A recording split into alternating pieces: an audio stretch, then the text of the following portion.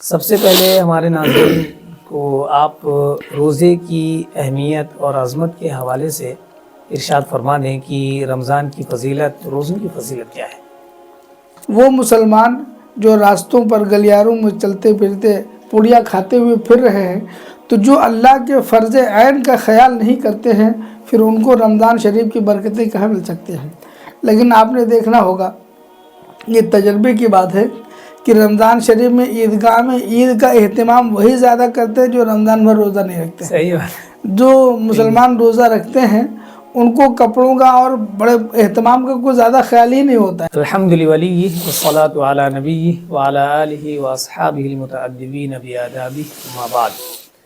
قال اللہ تبارک و تعالی فی القرآن المجید والفرقان الحمید، اعوذ باللہ من الشیطان الرجیم، یا ایہا الذین آمنوا کتب علیکم الصیام کما کتب علی الذین من قبلکم لعلکم تتقون۔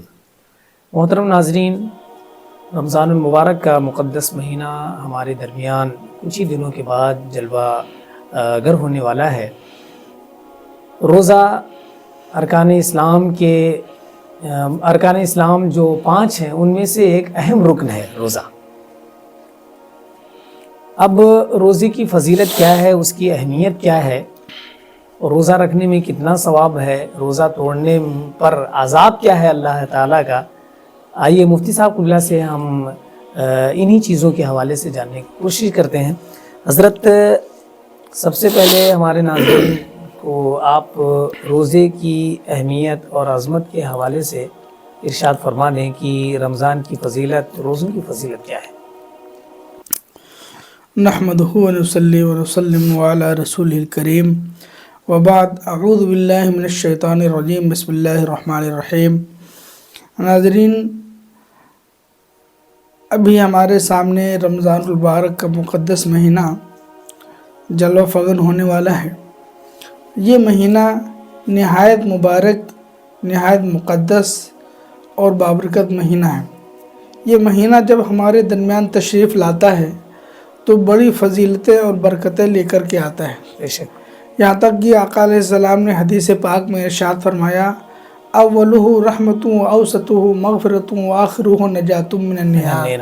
یہ ایسا مبارک مہینہ ہے کہ اس کا جب پہلا عشرہ آتا ہے تو یہ برکت، اولہ رحمت، اس کا پہلا عشرہ رحمت کا مہینہ ہوتا ہے۔ رحمت کے دروازے کھول دیے جاتے ہیں اور بندوں پر موسلا دھار رحمت کی برسات ہونے لگتے ہیں۔ بے شک، سبحان اللہ۔ اور جب دوسرا عشرہ آتا ہے تو اللہ کے دریائے مغفرت جوش میں آ جاتی ہے۔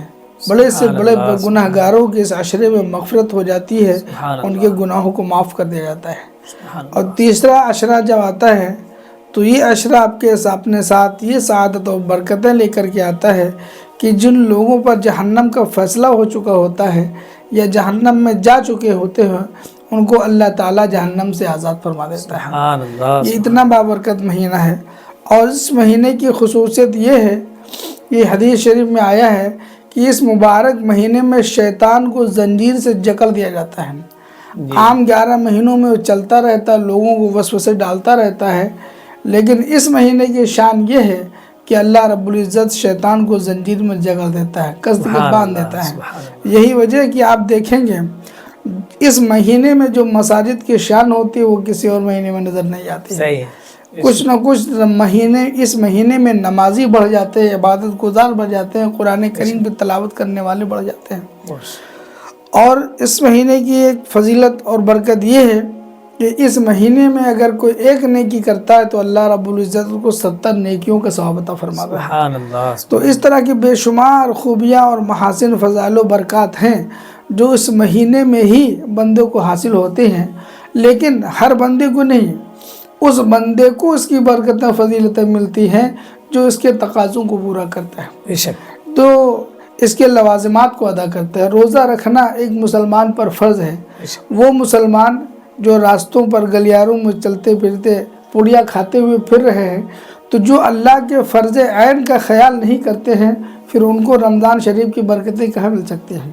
لیکن آپ نے دیکھنا ہوگا، یہ تجربے کی بات ہے کہ رمضان شریف میں عیدگاہ میں عید کا اہتمام وہی زیادہ کرتے ہیں جو رمضان بھر روزہ نہیں رکھتے ہیں۔ صحیح بات۔ جو مسلمان روزہ رکھتے ہیں ان کو کپڑوں کا اور بڑے اہتمام کا کوئی زیادہ خیال ہی نہیں ہوتا ہے، بلکہ رمضان شریف کے جانے پر وہ غمگین ہوتے ہیں، رنجیدہ ہوتے ہیں، اور رنجیدہ ہونا ہی چاہیے، اس لیے کہ رمضان شریف کا ہمارے درمیان سے چلا جانا یہ ہمارے لیے خوشی کی بات نہیں ہوتی ہے، بلکہ ہم ایک اللہ کی بہت بڑی نعمت سے محروم ہو جاتے ہیں کہ جس مقدس مہینے میں ایام میں اللہ رب العزت ہمیں ایک نیکی کے 70 نیکیاں عطا فرماتا تھا، جو ہم سے موصلہ دھار رحمتوں، مغفرت اور نجات کے برسات ہو رہی تھی، وہ مہینہ ہمارے درمیان سے چلا گیا، تو یقیناً ایک مخلص کے لیے، ایک سچے مومن کے لیے تکلیف کا باعث ہوتا ہے۔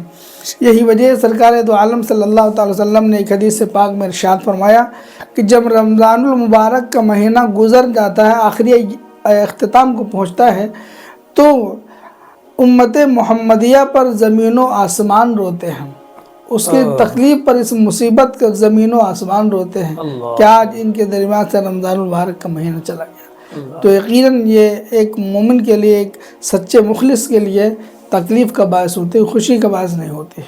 خوشی تو عید کی خوشی، اور حقیقت میں عید کی خوشی ان کے لیے ہوتی ہے، لیکن جو روزہ رکھتے ہیں وہ زیادہ خوشی میں مگن نہیں ہوتے ہیں، اور جو روزہ نہیں رکھتے ہیں وہ بہت زیادہ خوشیوں کا اہتمام کرتے ہیں، اور ہوتا یہ کہ بہت بیجا خلاف شرع خوشیاں مناتے ہیں۔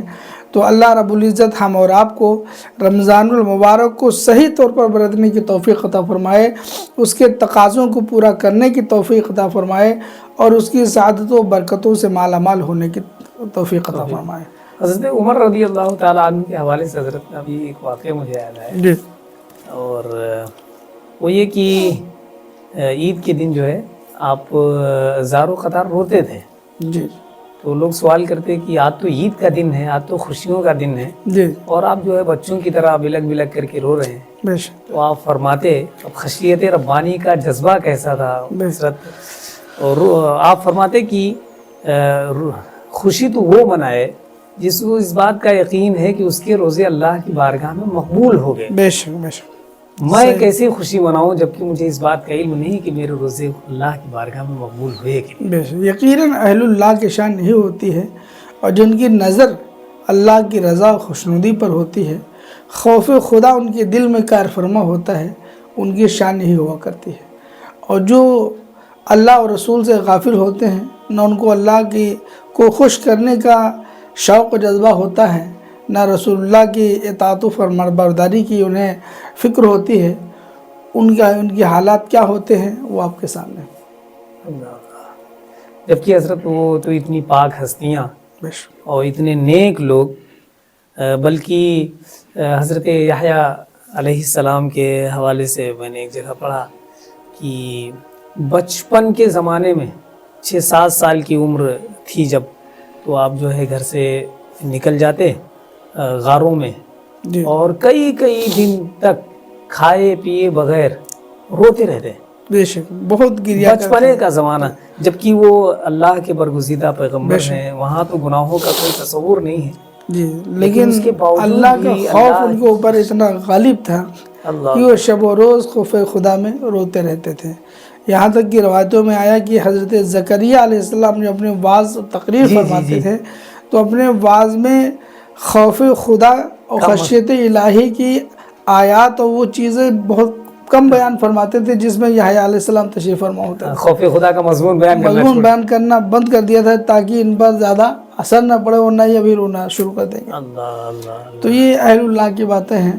اللہ رب العزت ہم اور آپ کو ان کی سیرت پر، ان کے نقش قدم پر چلنے کی توفیق عطا فرمائے۔ وآخر دعوانا الحمدللہ رب العالمین۔ ماشاءاللہ۔